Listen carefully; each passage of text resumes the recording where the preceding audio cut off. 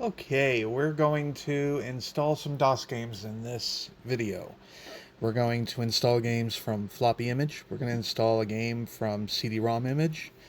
I'll also show you how I import games from abandonware sites. Or if you get a game that's distributed to you in just a zip file and it's already installed, uh, the method that I use is very quick and easy to bring it into the machine so that you can play it.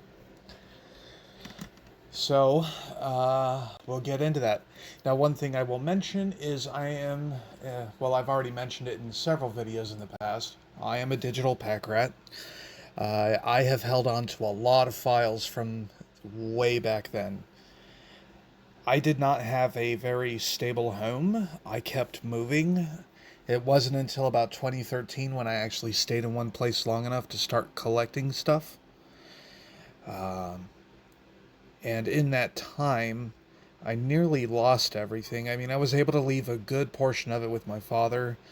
I spent time making copies or digital images of all my floppies, CDs, vinyls. I let my friends have those, and I've collected those again later.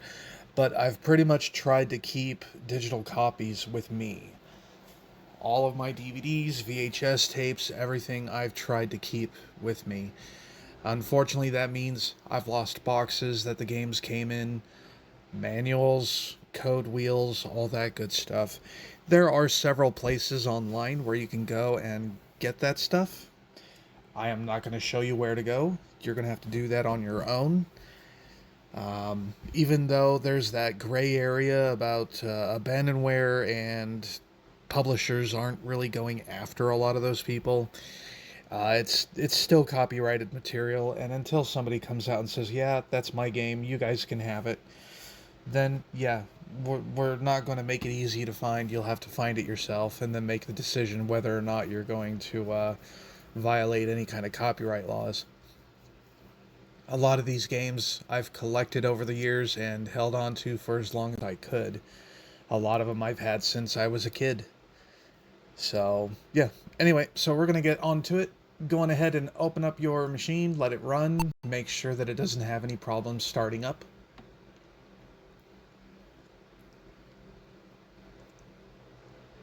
There we go. Okay. Now, one thing I'll also mention again, referencing the previous videos, our machine is set up the way it is because it's all you need. Games up until 1995 and 1996 didn't require a lot of resources. A 25 megahertz processor, 8 megabytes of memory, and a 1 megabyte video card were good enough to play pretty much everything. Memory was too expensive, so going above 8 wasn't really required, wasn't really needed. Developers did their best to try and cater to the what's called lowest common denominator to let as many people as possible play their games.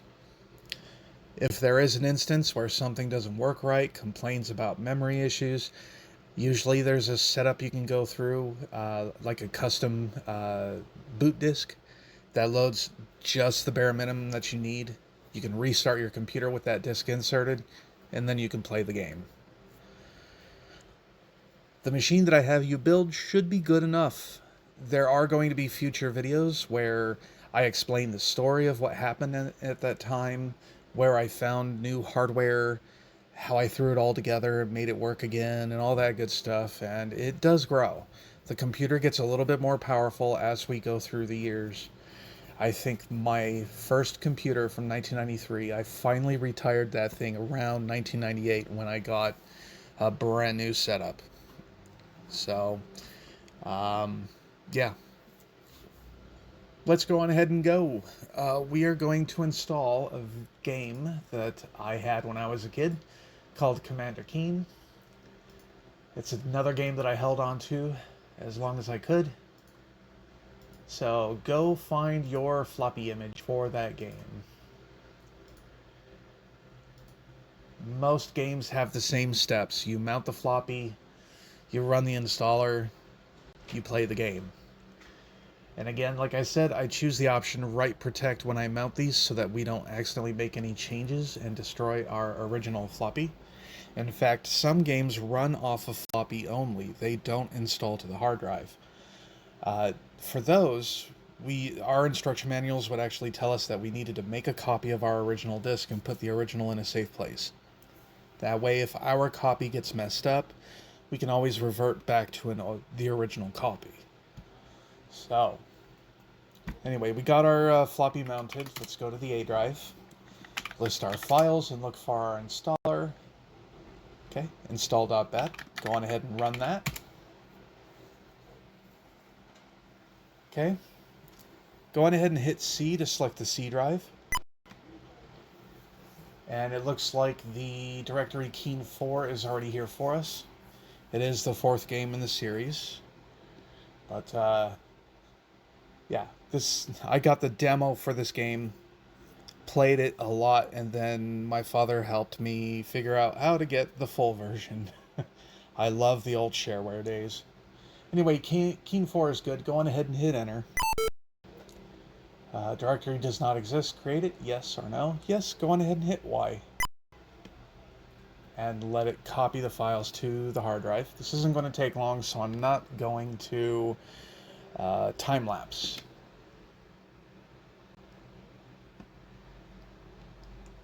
Actually, maybe I will.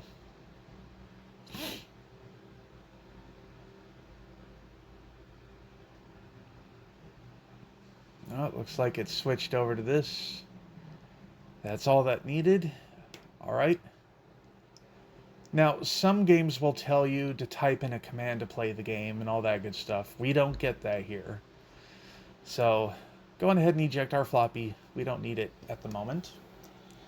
We're already in the Keen 4 directory from the root directory, so go on ahead and list our files. And we have one executable, so go on ahead and hit Keen 4.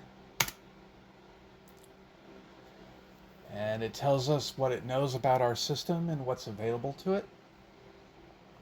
Looks like it's good. It's detected graphics, sound, keyboard and mouse, how much memory we got. So go on ahead and hit any key. Now you'll notice the sound is very low. Problem. Go on ahead and go down to your speaker here and go to sound gain and push it up.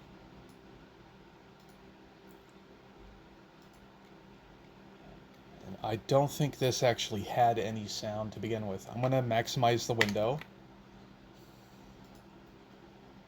If you press F1 like it says for help, it'll let you go through, and let's go to configure because we're going to make sure it's set up correctly for sound and music. So enter on sound, ad-lib, quiet ad-lib. Yeah, ad-lib Sound Blaster, enter. Music, same thing, enter on that. All that's on, all that looks good. I don't know why it's not giving any sound. I remember there being sound here, but I could be wrong.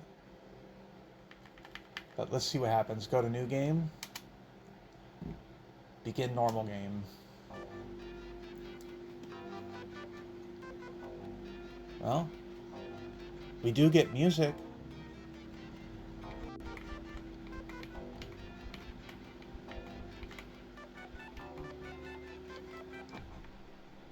Okay, we're going to quit and we're going to fix that real quick. I think I know what the problem is. All right, let's go to the root drive and we're going to edit autoexec.bat.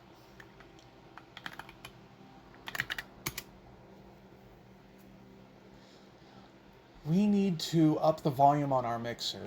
This is a bit low. So go on ahead and make a copy of this line. Remark the original one. That way if we need to reference it again in the future, we can. Now each one of these volume options can go up to 255. I don't like pushing it all the way up because usually that would ruin the sound going through my speakers. So let's just go to 250. 250 is good enough. So we got M for master, voc for vocal, CD sound, so let's go ahead and put that to 250. MIDI, we're also going to turn that to 250. Treble and bass. Now this is the same thing. It can go up to 255.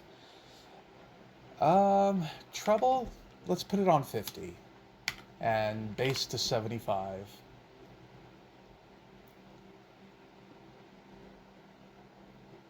That should be good. Let's go ahead and save that. Now there is one thing we can also do. If you go into the Sound Blaster folder and type in that command, SB16 set, followed by a space, switch, question mark, it'll tell us some of these changes that we can make. What I would like to do is go on ahead and add in the output gain. We're gonna raise that gain a little bit more. For some reason, emulation, the volume is just really low. So let's go on ahead and go back to our edexec.bat. Go to the end of our line. Put in OP gain, colon, and 2 should be good enough. You could put a comma 2 for left and right, but I believe as long as you have a number, it's going to set it for both of them. So let's exit out of that and reboot.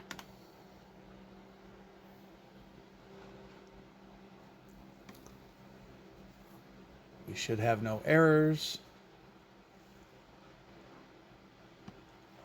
It does show our volume changes. That's good. So let's go back. Go to Keen 4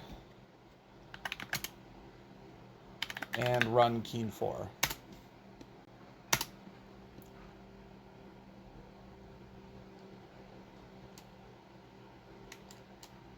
Okay. Much better. Much better.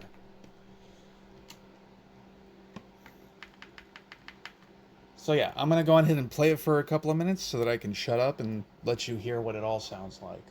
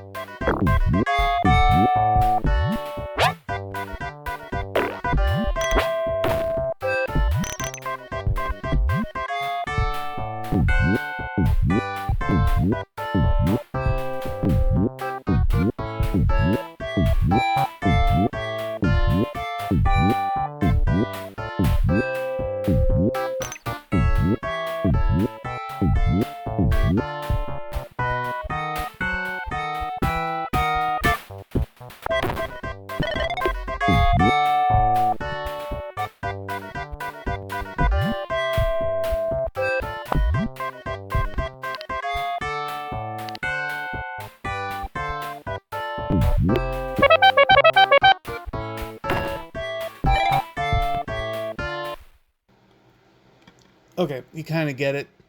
Volume is a little bit loud. So,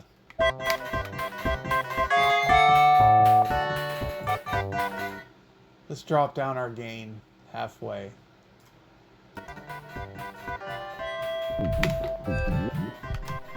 Much better.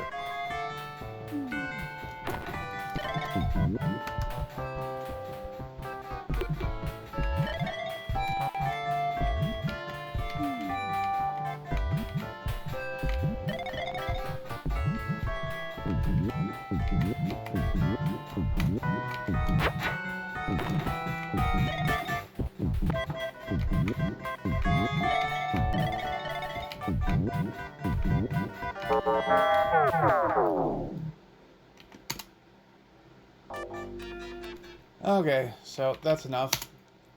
So now you know how to install a game from floppy. Let's go, and now we're going to install a game from CD-ROM. Now this is going to be another game that I love. I played the hell out of this game. It's one of the very first games I ever played.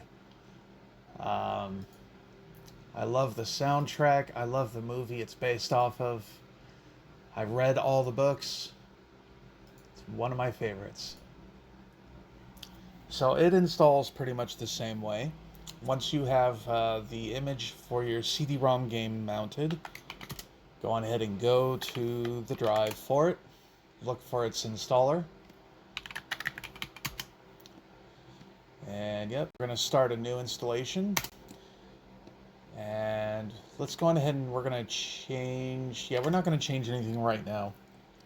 I'm going to show you a neat trick once we get more upgrades done to this machine in a later video. The great thing about this particular installer for this game, if you don't have enough memory to run it, it will tell you. And then that'll force you to go and run MemMaker. And that's it. Again, you can have 4 megabytes of memory and this game will still run. We have 8 megabytes available to us. So just let it do its thing. It's going to detect how fast your CD-ROM is. And if you remember our original setup, 2x was good enough.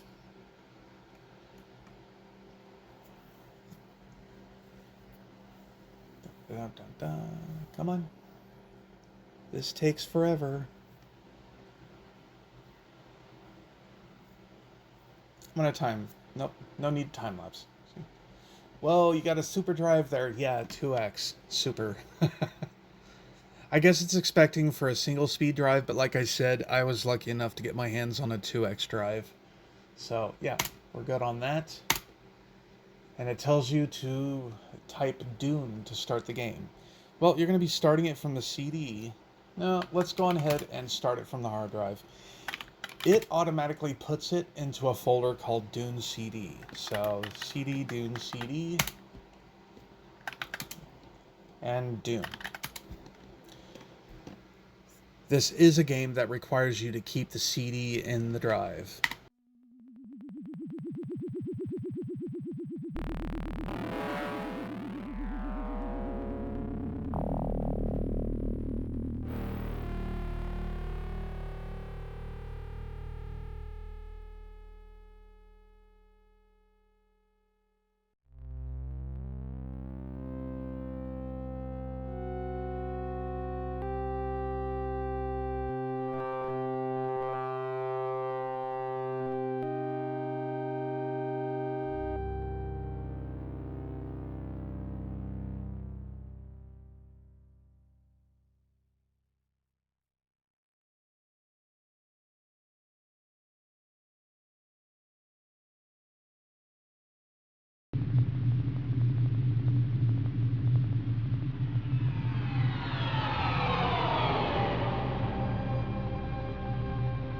A beginning is a very delicate time.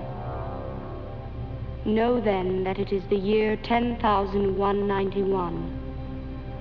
The known universe is ruled by the Padishah Emperor Shaddam IV, my father.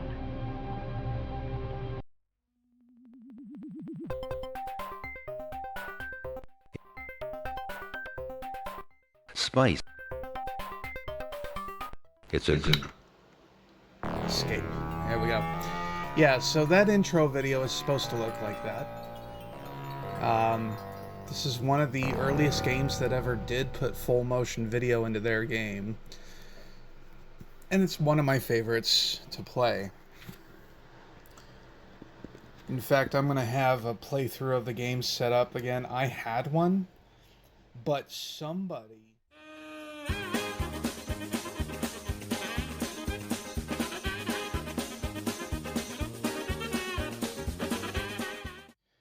Anyway, it's a good game. It's a game I love playing.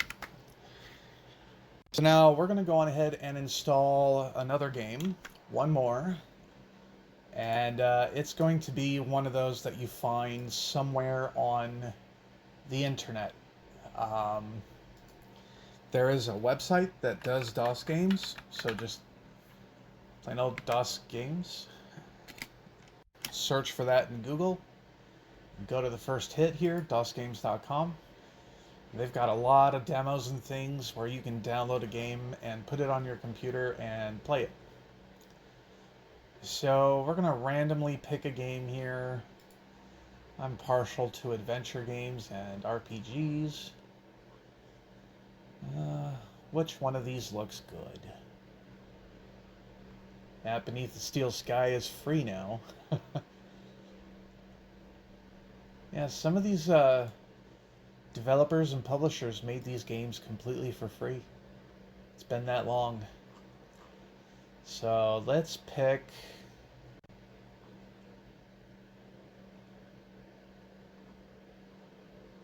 Huh. Which one of these would be fun? Yeah, let's go with this one. I don't think I've ever actually played this one. Aethra Chronicles, Volume 1. Okay, so what we want to do for this is create a folder on your hard drive somewhere, and we're going to label it CD-ROM so you can find it again. I need to delete this because I was testing something. Alright, what we're basically going to do is we're going to mount this folder as a CD-ROM. So go to where you downloaded that game, or any game. I'm going to find that Aethra game. Open up the zip file. Okay.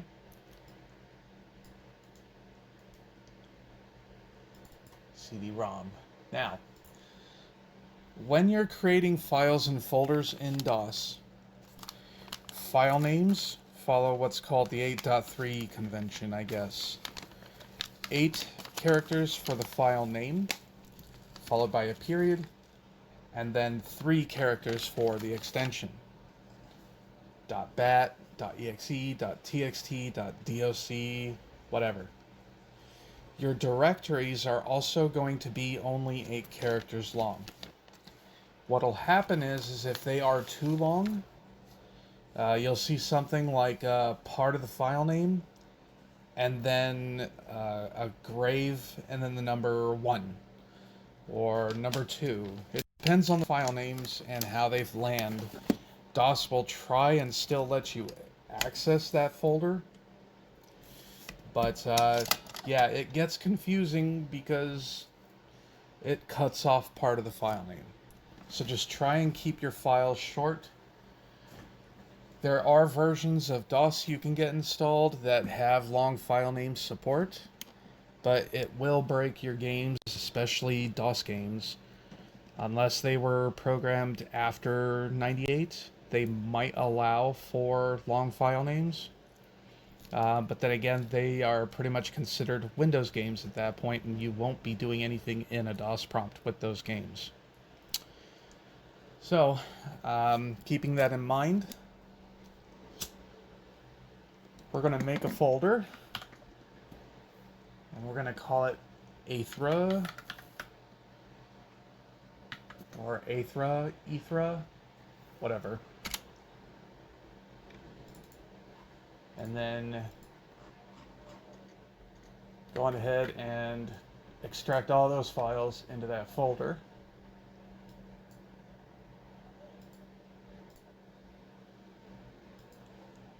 And then in our machine, go and mount your CD drive as a folder.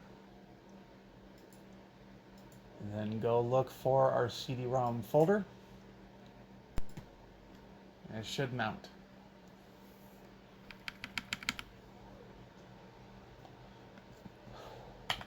Now if you go to D, enter, and list our files, you'll see the folder there. I'm going to show you something real quick just to drive home a little bit about this. So we're going to call this a directory, and then a file long dot txt. Let's give it that.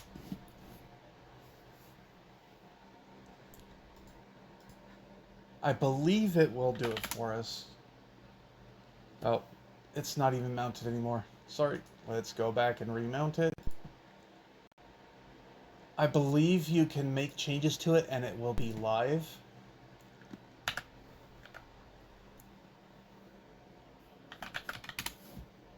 See, so that directory is too long.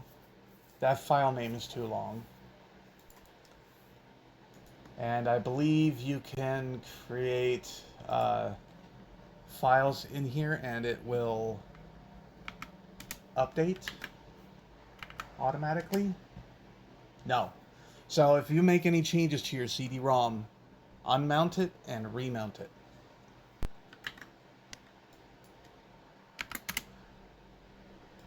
So we can go on ahead and get rid of these because we don't want them.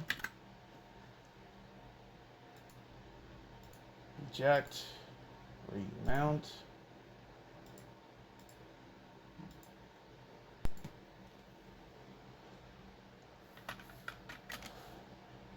Alright, so now we're almost ready. What we need to do is copy that to our hard drive. So, go to your hard drive. Make sure you're at the root. Some people like to make a directory for games. Go into there, and then make the directory for that game. Me, at this point, I don't care. So, yeah, we'll deal with that later when we get to more organization and organizing your folders and stuff. But for now, we're going to leave that alone. We want to make a directory for our game. Go back to the CD-ROM. And we're going to use a command from DOS called xcopy. Xcopy takes up less memory when you're copying large numbers of files. It's a little bit faster than standard copy. But there are some commands we need to give it. So xcopy d:\\athra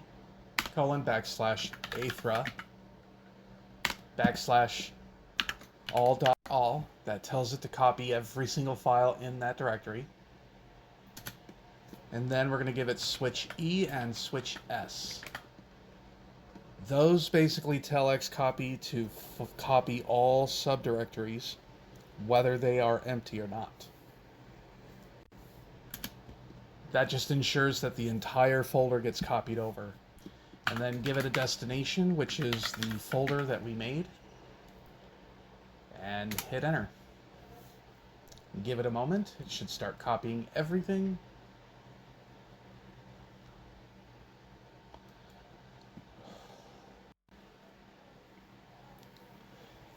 Now, if you don't set up that folder before running that command, it'll ask you, hey, are you copying it to a file or a directory? Sometimes if you choose directory, it will make the directory for you and you're good to go. Otherwise, it dumps it all into one giant file, which is unusable. So, yeah. In fact, let's go on ahead and show that happening, just so you get an idea of what it looks like. Now we're going to run that command again, and we might give it a directory to go to, but that directory doesn't exist yet.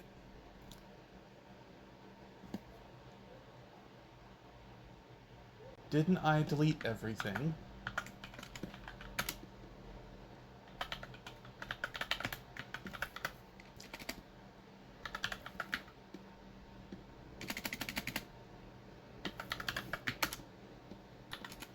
There we go, that's better.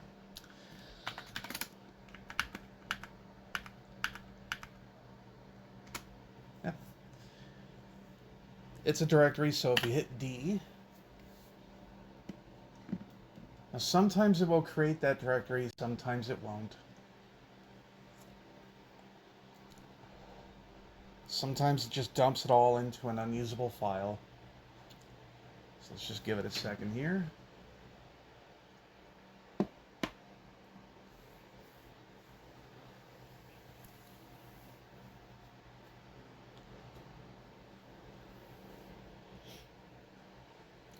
Okay, let's take a look. It did create a directory. Okay. So what'll happen is in the future, if you're not paying attention to what you're doing, because DOS will do everything you tell it to do, if you don't specify things properly, you'll notice that dir bracket will not exist next to Aethra, or whatever game it is you're trying to copy. So if you want to make sure you're doing it right, just ahead of time create the folder yourself. So now that it's copied over, let's go into it, and we're going to list our files. And just in case, we're going to look for a setup. Some games come with a setup so you can change the sound and all that good stuff. It looks like it's got an install, so if we run that, might do the same thing. See, and this is a game that'll fail if you don't set up your memory correctly. You'll need at least 582K free of memory with music 557. So, there we go. Hit continue. Configure sound, so let's go to 2. Yes, we got Sound Blaster, so let's do that. Play Sound Blaster, digitized effects, yes. The reason why it's asking you 2 different ones is you can usually set up one sound card for music and one sound card for sound. That'll come in later when one of the add-ins for the Mschine upgrade that I go through in 1994 makes music sound a whole lot better in these games. Anyway, our sound is now set up, so you can go on ahead and hit 5 to exit. I believe if you chose the option to install, it'll basically send it to another folder.